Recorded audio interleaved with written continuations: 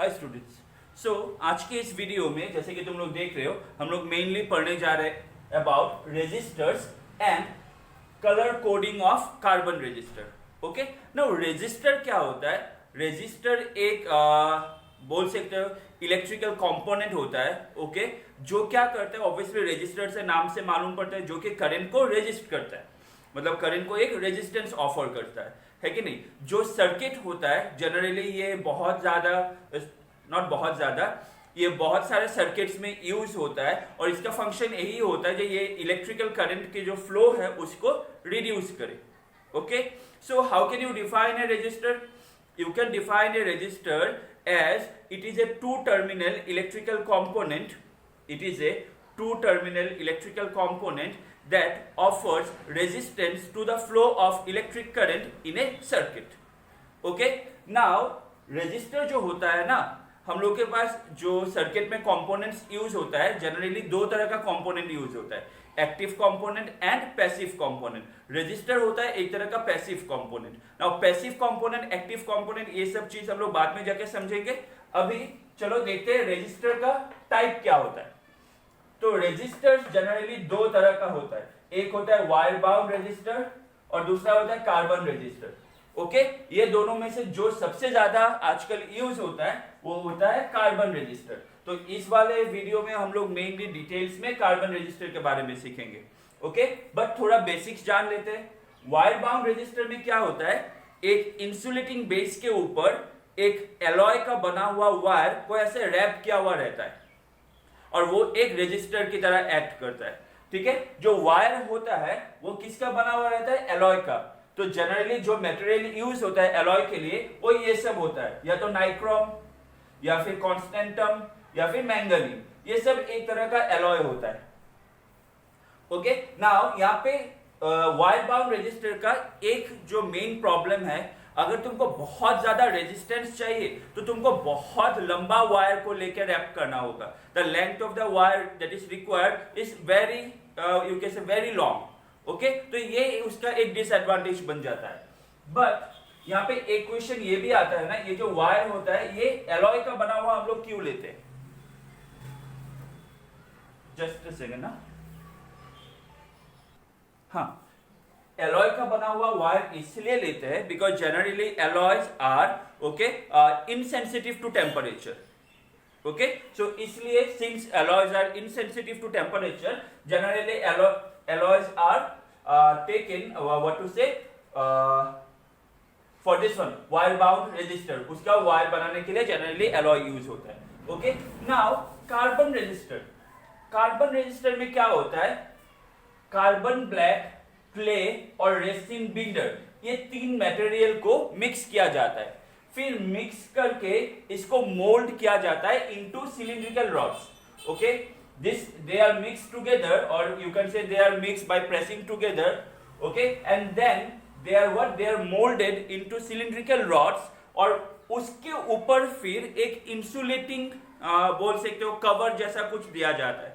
Okay, और जैसे कि मैंने बोला इसका दो टर्मिनल होता है, तो दो साइड में दो टर्मिनल में दो वायर्स लगा हुआ होता है। ओके, कुछ ऐसा दिखता है ये।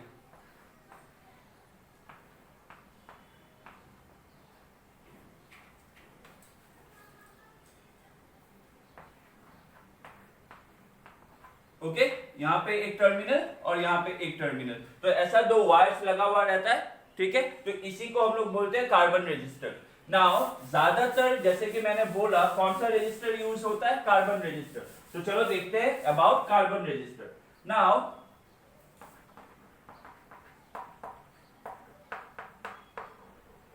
कार्बन रेजिस्टर यूज करने का फायदा क्या होता है?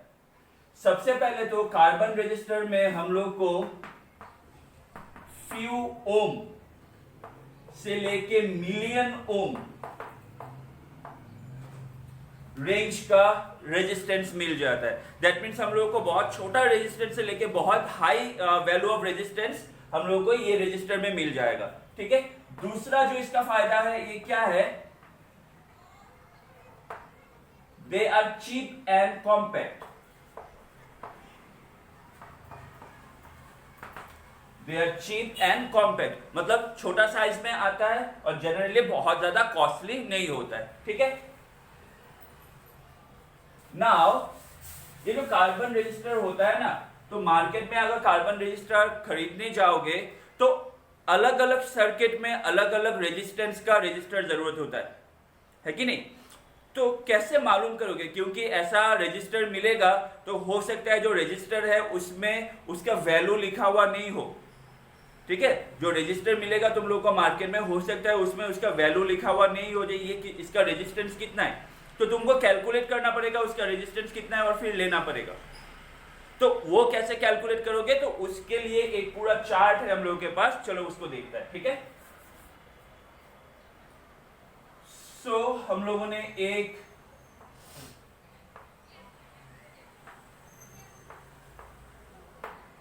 कार्बन रजिस्टर ले लिया,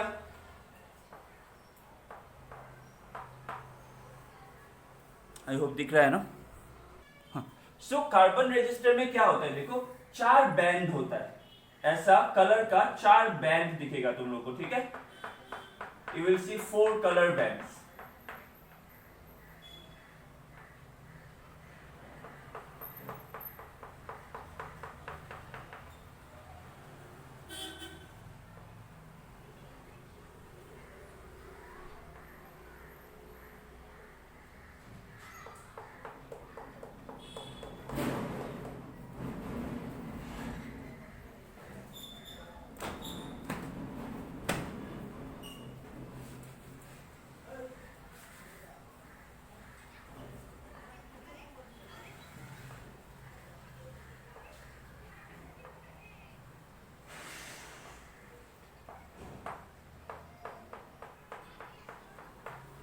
ओके तो ऐसा 4 कलर बैंड दिखेगा ना। ये 4 बैंड मैंडेटरी नहीं है, बहुत सारे रजिस्टर में सिर्फ 3 बैंड दिखेगा, बहुत सारे में 4 बैंड दिखेगा। तो अगर 3 बैंड है तो उसका मतलब क्या है, अगर चौथा बैंड है तो उसका मतलब क्या है, ये मैं समझा दूंगा अभी। ओके तो ये हो गया first colour band, second colour band, third colour band और fourth colour band.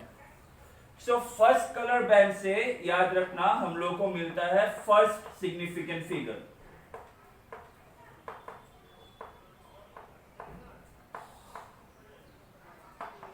First band से हम लोग को मिलता है फर्स्ट सिग्निफिकेंट फिगर।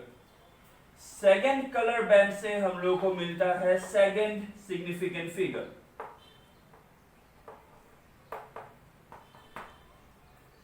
ओके जो थर्ड बैंड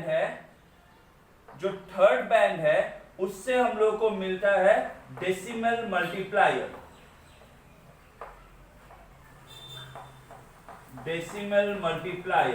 और जो लास्ट बैंड है फोर्थ बैंड, ये हम लोग को देता है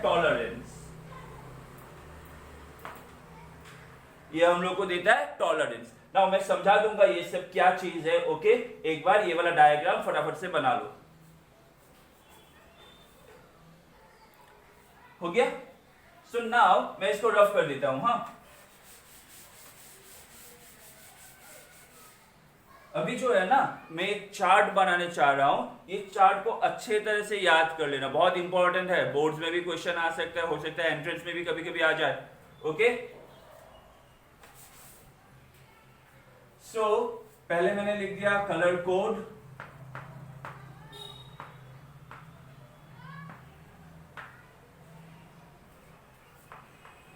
पकड़ लो कलर,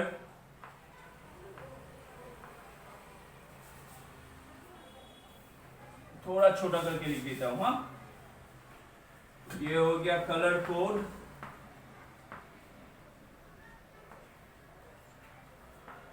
ये हो गया कलर।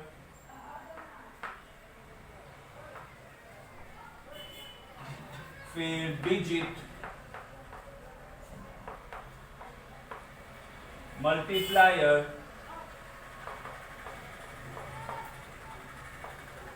तो यहां तक हम लोग का एक चार्ट हो गया। और इसी को कंटिन्यू करके फिर हम लोग को चाहिए कलर और लास्ट में टॉलरेंस। ओके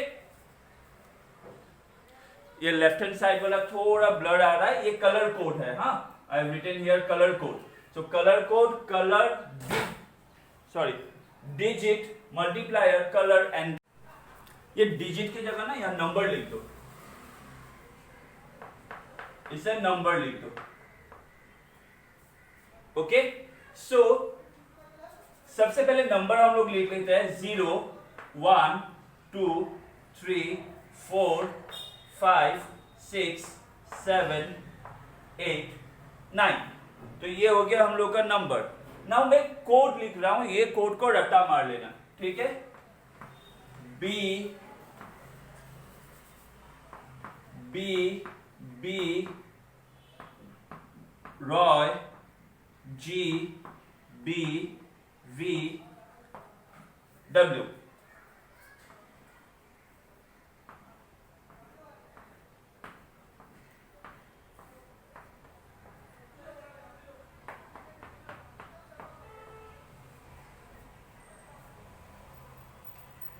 ओके, सो 0 से 9 10 number, 1 2 3 4 5 6 7 8 9 10।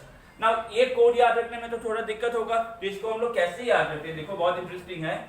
Bibi Roy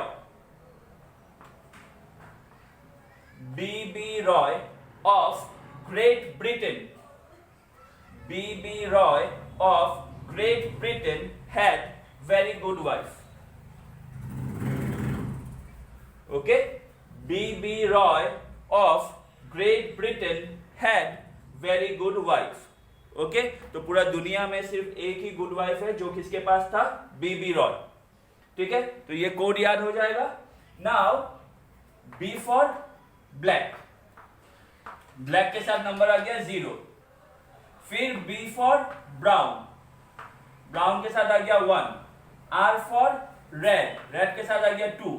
O for orange 3, Y for yellow 4, G for green 5, B for blue 6, V for violet 7, G for green 8, gray 8 and W for white 9। सो जैसे number है multiplier, multiplier क्या आएगा 10 के power में, तो ये हो गया 10 to the power 0, 10 to the power 1, 10 to the power 2, 10 to the power 3, 10 to the power 4, 10 to the power 5, 10 to the power 6, 10 to the power 7, 10 to the power 8 and 10 to the power 9। ठीक है, तो ये याद हो जाएगा, B B Roy of Great Britain had very good wife. ये हो गया कलर कोडिंग, इसको छाप लो पूरा।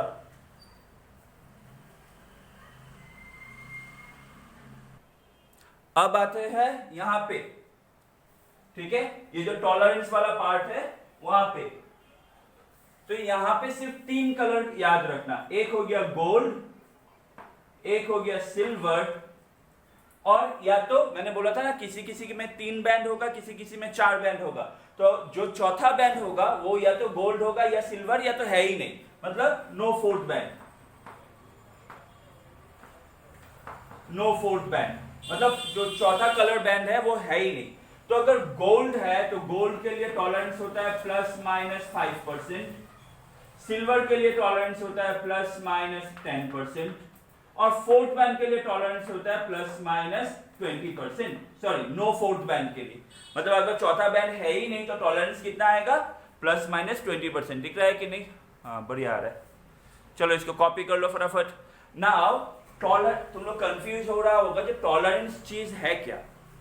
ठीक है, टॉलरेंस मतलब कभी कभी क्या हो सकता है, जो रेजिस्टेंस है उसका वैल्यू थोड़ा इधर उधर हो सकता है, हम लोग बोलते हैं ना थोड़ा 19-20 प्लस माइनस। तो फोर्थ बैंड गोल्ड, इसका मतलब है जो तुम थोड़ा बहुत ±5% कर लो, जो रजिस्टर का रेजिस्टेंस है। सिल्वर मतलब उसमें ±10% कर लो। अगर फोर्थ बैंड है ही नहीं तो उसमें थोड़ा ±20% जैसा कर लो। ठीक है, नाउ ये चार्ट हो गया।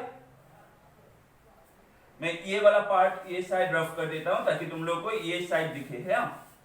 अभी फॉर एग्जाम्पल हम लोग के पास ये एक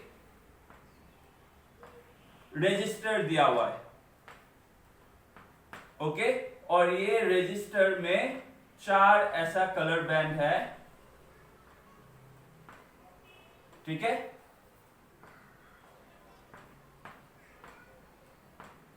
ऐसा 4 कलर बैंड है और पकड़ लो अलग अलग कलर का है। ये पकड़ लो है ग्रे, सेकेंड बैंड जो है वो है येलो, थर्ड बैंड है रेड और ये फोर्थ बैंड है गोल्ड। नाउ हम लोग को क्वेश्चन में बोला है ऐसा एक रेजिस्टर दिया हुआ है जिसका 4 बैंड है, grey, yellow, red and gold. इसका रेजिस्टेंस कितना होगा? तो देखो इसका रेजिस्टेंस अभी कैसे लिखोगे। सो रेजिस्टेंस आर, पहला बैंड क्या देता था? फर्स्ट सिग्निफिकेंट डिजिट, तो ग्रे के लिए क्या आता है? नंबर 8, तो आ गया 8, फर्स्ट सिग्निफिकेंट डिजिट 8।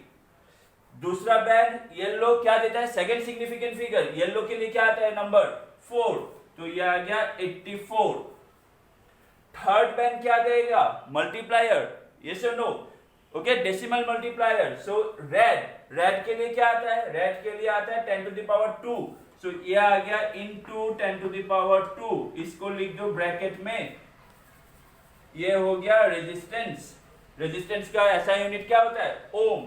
नाउ इसमें थोड़ा 19-20 टॉलरेंस हो सकता है, तो टॉलरेंस कितना दिया हुआ है? गोल्ड मतलब ±5%। तो ये लिखने के बाद, इसको ओम देने के बाद ±5%, तो ये हो गया इसका रेजिस्टेंस। समझ में आया कि नहीं?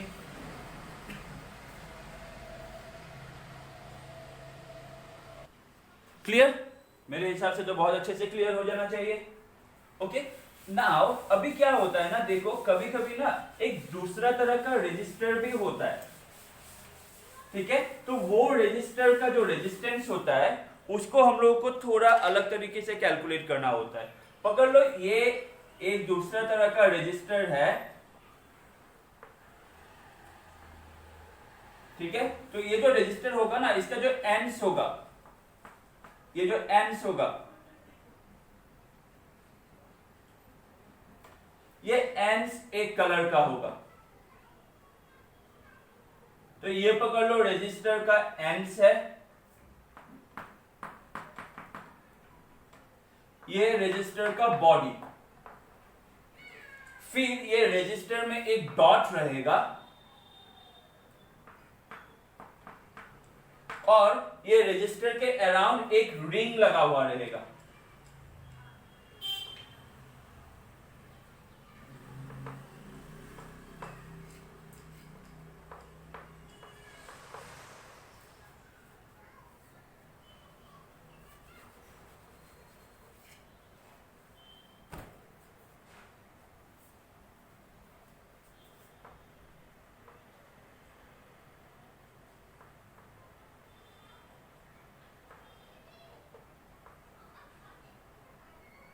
ओके, तो ये रेजिस्टर के अराउंड एक रिंग लगा हुआ रहेगा।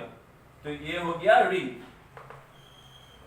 तो अगर रेजिस्टर ऐसा हुआ, पहले वाला जैसा नहीं जहां पे 4 कलर बैंड था, बट ये डिजाइन का हुआ, तो इसका कैसे निकालोगे? चार्ट सेम रहेगा, सिर्फ प्रोसीजर अलग होगा। इसका जो बॉडी है ना, ये बॉडी हम लोगों को देगा, बॉडी का कलर देगा फर्स्ट सिग्निफिकेंट फिगर।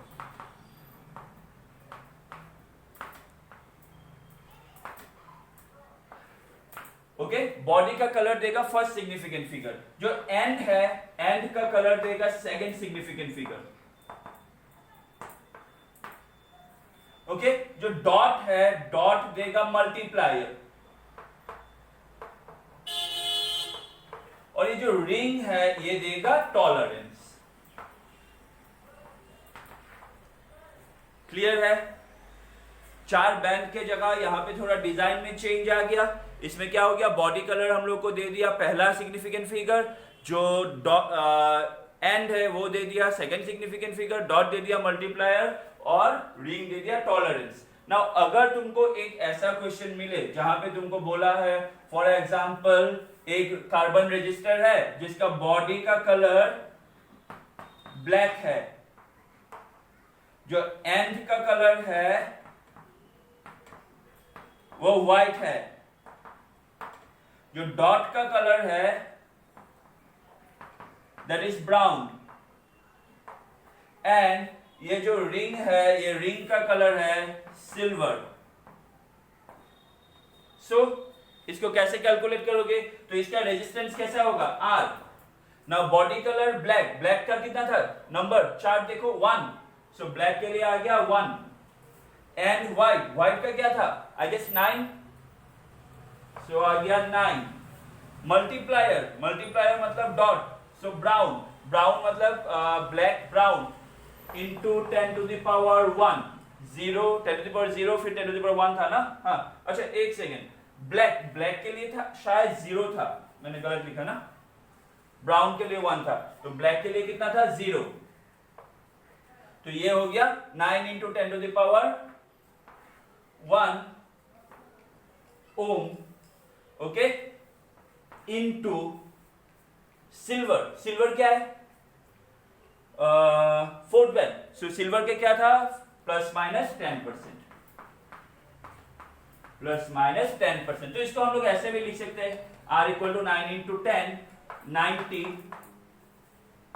ओम प्लस माइनस 10%। तो इसका रेजिस्टेंस क्या होगा? ये होगा, देख लेना। आई गेस मैंने चार्ट नहीं देखा, यही होना चाहिए आंसर, ठीक है। बीबी रॉय से ब्लैक था तुम्हारा 0, तो यहाँ पे आ गया 0, फिर एंड हो गया व्हाइट, तो व्हाइट था 9 लास्ट में था ना, सो व्हाइट के लिए आ गया 9, 0 9, ब्राउन सो 10%, हाँ ठीक है, ओके।